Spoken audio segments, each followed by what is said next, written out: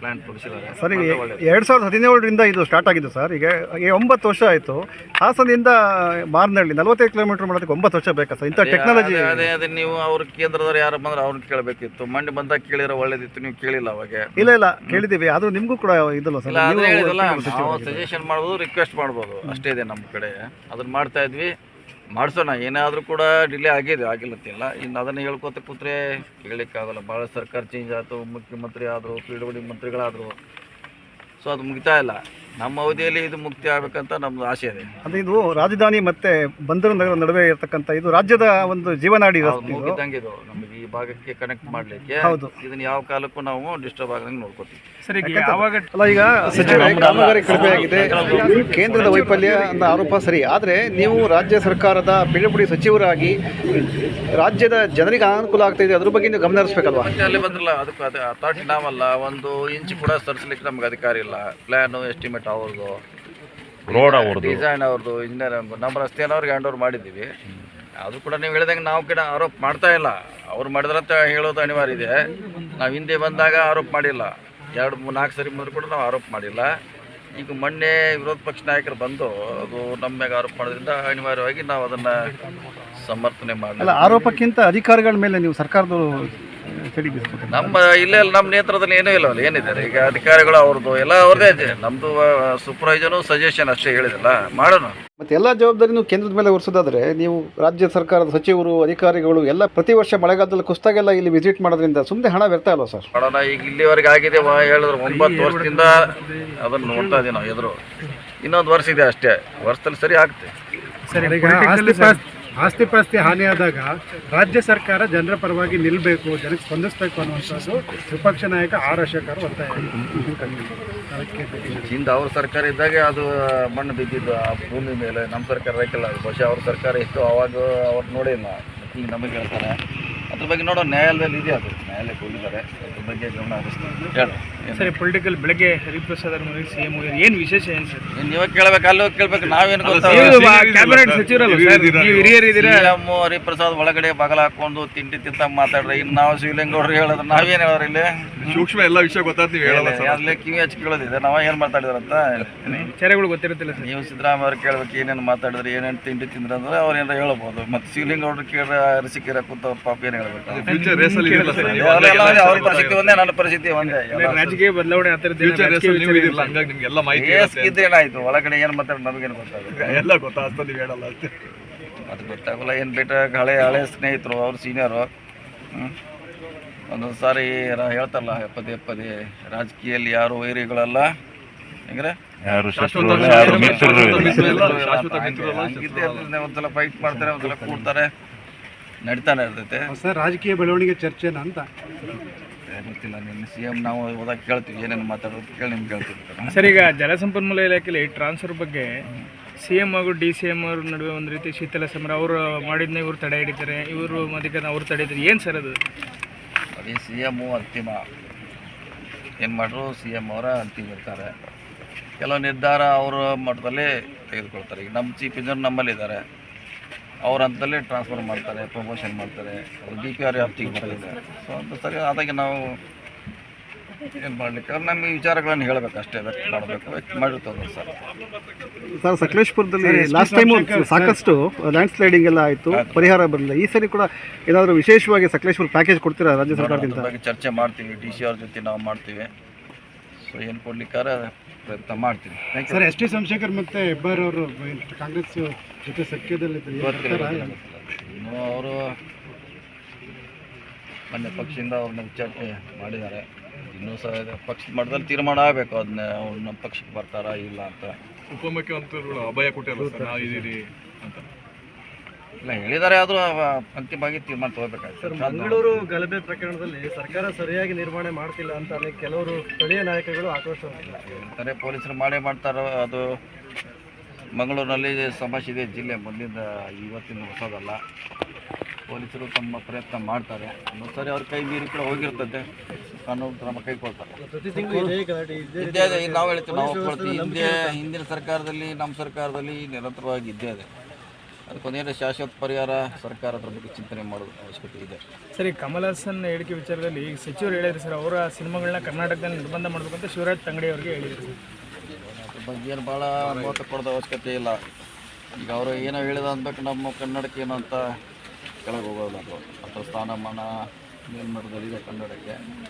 ಅವ್ರ ವೈಯಕ್ತಿಕ ಅಭಿಪ್ರಾಯ ಹೇಳಿದ್ರು ಕೂಡ ಅದಕ್ಕಿಂತ ಭಾಳ ಮಹತ್ವ ಕೊಡೋದು ಅವಶ್ಯಕತೆ ಇಲ್ಲ. ಕನ್ನಡ ಯಾವಾಗಲೂ ಉನ್ನತ ಸ್ಥಾನದಲ್ಲಿ ಇದೆ, ಗೌರವ ಇದೆ. ಟೈಮ್ ಕೊಟ್ಟಿದ್ದಾರೆ ಸರ್, ಇದು ಪೂರ್ತಿ ಕಂಪ್ಲೀಟ್ ಆಯಿತು. ಮಳೆಗಾಲ ನಂತರ ಆಗ್ತಿದ್ದ ಆಸೆ ಇದೆ. ಒಂದು 6 ಮಂತ್ ಬೇಕು. ಅವ್ರು 2-3 ತಿಂಗಳು ಹೇಳ್ತಾರೆ. ಆವಾಗ ನಾವು ಬಂದಾಗ ಹೇಳಿದ್ವಿ 1 ವರ್ಷ ಅಂತ ಹೇಳಿದ್ರು. 2 ವರ್ಷ ಅಂತ ನಾವು ಹೇಳಿದ್ವಿ. 2 ವರ್ಷಕ್ಕೆ ಒಂದು ಹಂತಕ್ಕೆ ಬಂದಿದ್ದೆ. ಸೊ 6 ತಿಂಗಳ ನಂತರ ಮುಗಿತೀವಿ ಅಂತ ಒಂದು ಆಸೆ ಇದೆ. ಮುಗಿದ್ರು ಒಳ್ಳೆಯದೇ. ನಿಮಗೆ ಸಮಾಧಾನ ಇದೆಯಾ ಸರ್? ಖಂಡಿತ ಇದೆ. ಸ್ಪೀಡಪ್ ಆಗಬೇಕಿತ್ತು, ನಾವು ಮಾಡಲಿಕ್ಕಾಗಲ್ಲ. ನಮ್ಮ ಕೈಗಿದ್ದ ಸ್ಪೀಡಪ್ ಮಾಡಿಸಿದ್ದೀವಿ. ಕೇಂದ್ರ ನ್ಯಾಷನಲ್ ಹೈವೇದವ್ರು ಮಾಡಬೇಕು, ಮಾಡ್ತಿದ್ದಾರೆ ಅವರು. ಸೊ ಕಾದು ನೋಡೋಣ. ಆದಷ್ಟು ಇನ್ನೊಂದು 6 ತಿಂಗಳಲ್ಲಿ ಮುಕ್ತಿ ಆಗಲಿ ಅಂತ ನಾವೆಲ್ಲ ಪ್ರಯತ್ನ ಮಾಡ್ತಾಯಿದ್ವಿ. ಸರಿ, ಮೊನ್ನೆ ವಿರೋಧ ಪಕ್ಷದ ನಾಯಕರಲ್ಲಿ ಬಂದಿದ್ದರು. ಯಾರ ಮೇಲೆ ಆಪಾದನೆ ಮಾಡೋದ್ರು? ಇದು ಕೇಂದ್ರ ಸರ್ಕಾರದ ಸಚಿವರು ಹೇಳ್ತಾ ಇದ್ದಾರೆ, ಕೇಂದ್ರ ಸರ್ಕಾರದ ಅಂತ. ಅವರೆಲ್ಲ ನಮ್ಮನ್ನು ರಾಜ್ಯ ಸರ್ಕಾರನ ದೂಷಿಸೋದು. ನಮ್ಮ ರಾಜ್ಯ ಸರ್ಕಾರಕ್ಕೂ ಇದಕ್ಕೂ ನಮ್ಮ ಬಂಡವಾಳವೂ ಅಲ್ಲ, ನಮ್ಮ ರೋಡು ಅಲ್ಲ, ನಮ್ಮ ಏನೂ ಅಲ್ಲ. ಕೇಂದ್ರ ಸರ್ಕಾರನೇ ಮಾಡಬೇಕಾಗಿರೋ ಜವಾಬ್ದಾರಿ. 8-9 ವರ್ಷದಿಂದ ಈ ಭಾಗದ ಜನನ ಗೋಳುಕೆತಾ ಇದ್ದಾರೆ. ಗೋಳುಕೊಂಡು ಎಂತೆಂಥ ಶಾಬಿ ಕಾಂಟ್ರಾಕ್ಟ್ರಿಗೆಲ್ಲ ಕೊಟ್ಟು ನಾವು ಜಿಲ್ಲಾ ಪಂಚಾಯತಿ KDP ಸಭೆಯಲ್ಲಿ ಸಿಕ್ಕಾಬಟ್ಟೆ ಗಲಾಟೆ ಮಾಡಿದ್ವಿ. ನಮ್ಮ ಸಚಿವರನ್ನ ಇವರು ಏನೂ ಮಾಡಿಲ್ಲ ಅಂತೇಳಿ ಮೊನ್ನೆ ಇದು ಮಾಡೋದು. ನಾವೇನು ಮಾಡೋದೈತೆ? ಕೇಂದ್ರ ಸರ್ಕಾರ ಮಾಡಬೇಕು. ಪೂರ್ಣ ಪ್ರಮಾಣದ ಬಂಡವಾಳ ಅವ್ರು ಹಾಕಬೇಕು. ಎಷ್ಟು ಲಕ್ಷ ಕೋಟಿ ಹಾಕಿರೋದು ಈ ರೋಡ್ಗೆ? ಏನಾಗಿದೆ ಕೆಲಸ? ಎಲ್ಲ ಉದಿರೋಗ್ತಾ ಇದೆ ಒಕ್ಕಡಿಂದ. ಇದನ್ನು ನಾವು 8-10 ವರ್ಷದಿಂದ ನೋಡ್ತಾ ಇದ್ದೀವಿ ಇವ್ರು ಹಣೆ ಬರೋಣ. ಅದನ್ನು ಅಲ್ಲೋಗಿ ಕೇಂದ್ರದ ಮಂತ್ರಿಗಳಿಗೆ, ಕೇಂದ್ರದವರಿಗೆ ಹೇಳೋದು ಬಿಟ್ಟು ಇಲ್ಲಿ ಬಂದುಬಿಟ್ಟು ರಾಜ್ಯ ಸರ್ಕಾರನ ಟೀಕೆ ಮಾಡಿ ಹೋಗೋದು ಅರ್ಥ ಇಲ್ಲದ್ದು, ಸರಿಯಿಲ್ಲ ಇದು. ಇದನ್ನು ನಾನು ಅವತ್ತು ಸ್ಟೇಟ್ಮೆಂಟ್ ಕೊಡಬೇಕು ಅಂತ ಮಾಡಿದ್ದೆ. ಸಚಿವರು ಬರ್ದಲ್ಲೇ ನಾವು ಮುಂದುವರೆದು ಹೋಗಬಾರ್ದು ಅಂತೇಳಿ ನಾವು ಸುಮ್ಮನೆ ಇದ್ದು. ಇದನ್ನು ಉಗ್ರವಾಗಿ ಖಂಡಿಸ್ತೀವಿ. ಇದರ ಕೇಂದ್ರ ಸರ್ಕಾರದ ವೈಫಲ್ಯ, ಕೇಂದ್ರ ಸರ್ಕಾರದ ಒಂದು ಏನು ಅವರಲ್ಲಿ ಈ ಶಾಬಿ ಕೆಲಸಗಳನ್ನು ಮಾಡಿ ಇಲ್ಲೇ ನೋಡಿ ಎಷ್ಟು ಮಿಲ್ಲಿಂದ ಅಲ್ಲಿವರೆಗೂ ಹೆಂಗೆ ಕಿತ್ತೋಗಿ ಹೆಂಗೆ ಬಿದ್ದೋಗಿವೆ ಅಂತ. ಇವ್ರು ಹಣ ಬರ ಆ ರೋಡ್ಗಳು ಇನ್ನು ಮುಂದ್ಗಡೆಯಿಂದ ಮಾಡ್ಕೊಬರ್ತಾರೆ, ಹಿಂದ್ಗಡೆಯಿಂದ ಕಿತ್ಕೊಂಡು ಹೋಯ್ತೆ, ಹಿಂದ್ಗಡೆಯಿಂದ ಕಿತ್ಕೊಂಡು ಹೋಗ್ತಾ ಇದೆ ಎಲ್ಲ. ಇದನ್ನು ರಾಜ್ಯ ಸರ್ಕಾರದ ಮೇಲೆ ಒರೆಸಿರಿ ಹೆಂಗೆ? ಯಾರೂ ರಾಜ್ಯ ಸರ್ಕಾರದ ಹಿಡಿತದಲ್ಲಿ ಇಲ್ಲ. ಎಲ್ಲ ಕೇಂದ್ರ ಸರ್ಕಾರದ ಸಾಮ್ಯಕ್ಕೆ ಒಳಪಟ್ಟಿರೋಂಥವ್ರು ಇಲ್ಲಿರೋ ಅಧಿಕಾರಿಗಳೆಲ್ಲ. ಪ್ರತಿಯೊಂದು ಇಷ್ಟು ವರ್ಷ ಬೇಕಾ ಇವ್ರಿಗೆ? ಇದೊಂದು 45 ಕಿಲೋಮೀಟ್ರ್ ರಸ್ತೆ ಮಾಡ್ಸೋಕ್ಕೆ ಯಾರು ಹೇಳಿದ್ರು ಬಂದು ಸಲಹೆ ಕೊಟ್ಟರು ತಗೊಳೋದಿಲ್ಲ. 90 ಡಿಗ್ರಿ ಆ್ಯಂಗಲಲ್ಲಿ ಮಾಡಬೇಡ್ರಿ, ಅದನ್ನು ಹಂತವಾಗಿ 3 ಸ್ಟೆಪ್ಪಲ್ಲಿ ಮಾಡಿರಿ ಅಂತ ಹೇಳಿದ್ರು ಹೂಂತಾರೆ. ಬೆಳಕರ್ದಾಗೆಲ್ಲ ಅದನ್ನೇ ಕಟ್ತಾರೆ. ಆ ಬೋರ್ಡ್ರಸ್ ಒಂದು ಸರಿ ಕಟ್ತಾರೆ. ಆ ಬೋರ್ಡ್ರಸ್ಸು ಕಿತ್ಕೊಂಡು ಹೋದ್ಮೇಲೆ ಮತ್ತೆ ಈಗ ವಾಲ್ ಹಾಕ್ತೀವಿ ಅಂತಾರೆ. ಅವತ್ತೇ ಹೇಳಿದ್ವು ನಾವು, ರಿಟರ್ನಿಂಗ್ ವಾಲ್ ಹಾಕಿ ಕಬ್ಬನ್ನ ಕಟ್ಟಿ ರೀಇನ್ಫೋರ್ಸ್ಮೆಂಟ್ ಹಾಕಿ ಮಾಡಿ ಅಂತ, ಒರಿಜಿನಲ್ ಕೆಲಸ ಮಾಡಿ ಅಂತ ಮಾಡ್ತೀವಿ ಅಂತ ಹೇಳಿದ್ರೆ ಕೈಬಿಟ್ಟು. ನೀವು ಇದ್ರಿ ಅವತ್ತೆಲ್ಲ ಮಾಧ್ಯಮದವರು, ಮುಖ್ಯಮಂತ್ರಿಗಳೇ ಬಂದು ಹೇಳೋದ್ರು ಇದನ್ನು ಹಿಂಗೆ ಮಾಡಿ ಅಂತ.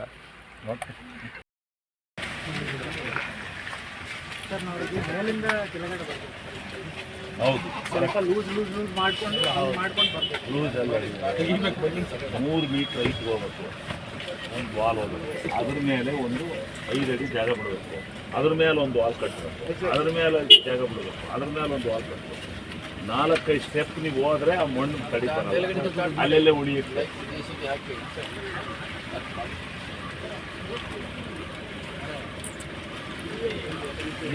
At least 700 metre.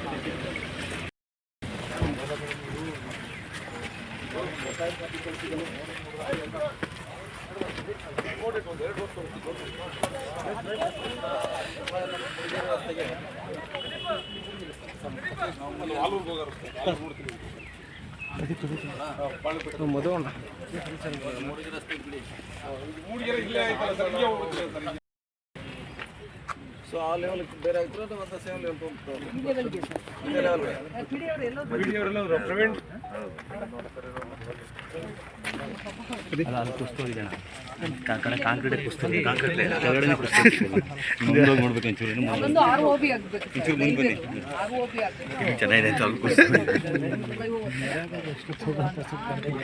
ನೀವು ಅಲ್ಲ ಈಗ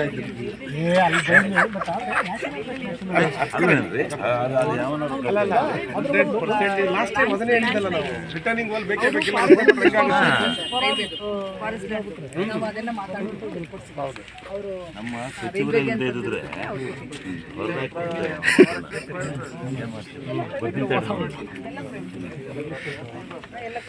ಬಿಡಬಾರ್ದು ಸರಿ ಸರ್ ಯಾರ್ಯಾರು ಎನ್ಕ್ರೋಚ್ ಮಾಡಿದ್ದಾರೆ ಅದನ್ನೆಲ್ಲ ಮೊನ್ನೆ ಒಂದು photo they only self declare yes sir ಮಾಡಬೇಕಾಗಿತ್ತು. ನಮ್ಗೆ ಈಗ ಆ್ಯಸ್ ಆಫ್ ನಾವು ಯಾರ್ಯಾರು ಎಷ್ಟು ಮಾಡಿದ್ದಾರೆ ಅಂತ ಮಾಹಿತಿ ಇದೆ.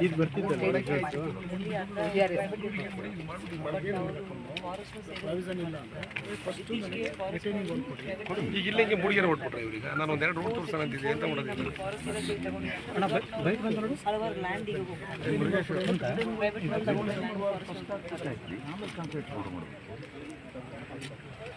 ಈ ಮಳೆಯಲ್ಲಿ ಇನ್ನೂ ತುಂಬ ಬೀಳುತ್ತೆ, ಇನ್ನೂ ತುಂಬ ಬೀಳುತ್ತೆ ನೋಡಿ. ಅದು ಆಗಲೇ ಒಂದೇ ಮಳೆಗೆ ಅಷ್ಟು ಇದಾಗಿದೆಯಲ್ಲ, ಅದು ನೋಡಿ ನೀವೇ ಸರಿ ಶಿವಲಿಂಗೇಗೌಡರು. ಅದೇ ಸರ್, ಆ ನೀರು ಬೀಳುತ್ತಲ್ಲ ಅದನ್ನ ದೋಣಿ ಮಾಡಿ ಹೊರಗಡೆ ತಗೊಂಡು ಅಲ್ಲಿ ಬಿಡಬೇಕು. ನೀರು ಹೆಂಗೆ ಮತ್ತೆ ಇಲ್ಲೇ ಬಂದ್ರೆ ಏನಾಗುತ್ತೆ?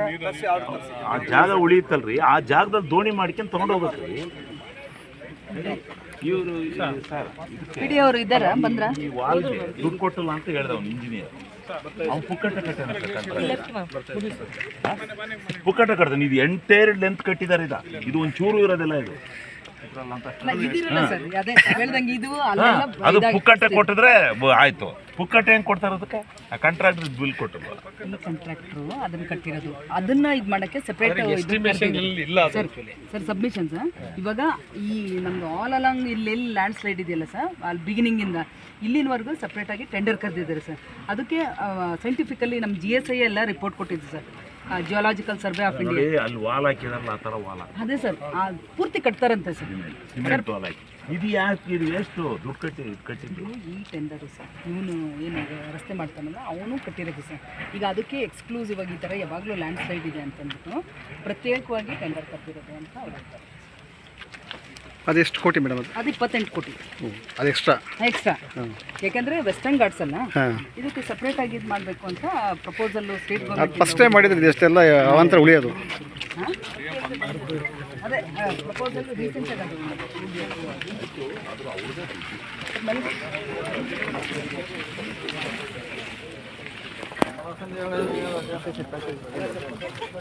ಏನೋ ಮಾತಾಡ್ತೀವಿ.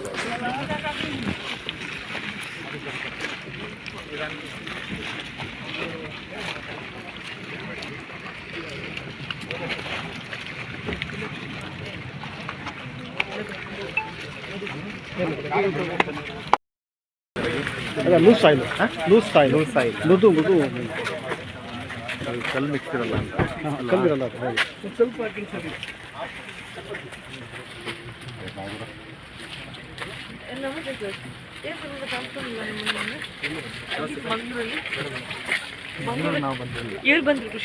ಯಶವಂತ ಒಬ್ಬರು ಬಂದೆ. ಹಾಂ ನಮಸ್ಕಾರ.